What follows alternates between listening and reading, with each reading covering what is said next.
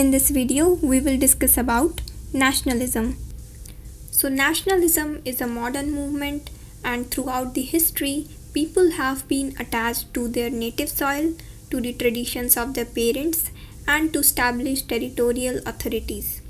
But it was not until the end of the 18th century that nationalism began to be a generally recognized sentiment, molding public and private life, and one of the great, if not the greatest, single determining factors of modern history.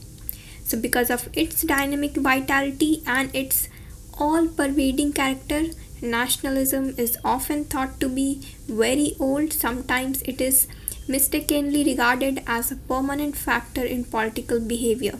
But actually, the American and French revolutions may be regarded as its first powerful manifestations. And after penetrating the new countries of Latin America, it spread in the early 19th century to Central Europe, and from there towards the middle of the century to Eastern and Southeastern Europe. At the beginning of the 20th century, nationalism flowered in Asia and Africa. Thus, 20th century witnessed the rise and struggle of powerful national movements throughout Asia and Africa. Like for example, we can take the case of disintegration of the Soviet Union. So it is one perfect example of nationalism. So basically, it is an important social and political phenomenon that involves the making of nations and nation states into a definable identity. So understanding nationalism also requires to understand what is national identity. So before that, let me tell you that nationalism claims to represent the will of the people to be able to decide their own destiny, their will to be respected as people, to develop their culture and personality. So now let's understand what is national identity. So it is something how an individual is able to attach himself with a particular community and thinks himself different from others. And according to Giberno, there are three factors which helped in the creation of a national identity. Those three factors are development of printing and creation of vernacular languages. Second one is relationship between nation and culture. And the last one, common symbols and rituals.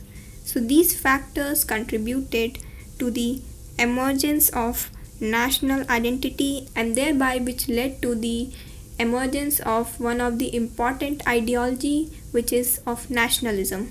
So when we talk about the identity, it exists in societies which define and organize them. And in the current era, the nation represents one of these communities and national identity is its product.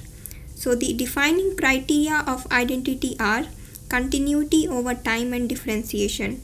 So while continuity lies in historical roots, differentiation stems from the consciousness of forming a community with a shared culture attached to a concrete territory which distinguishes between members and strangers.